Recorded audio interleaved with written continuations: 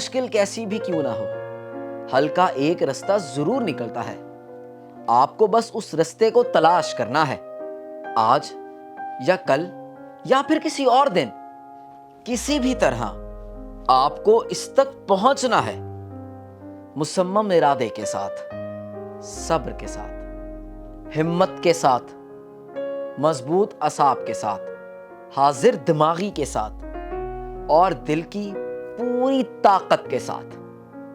کہیں رکنا نہیں، تھکنا نہیں، بد دل نہیں ہونا، لڑکھڑانا نہیں اور گھبرانا نہیں، کیونکہ یہ اٹل ہے کہ ہر مشکل کے بعد آسانی ہے۔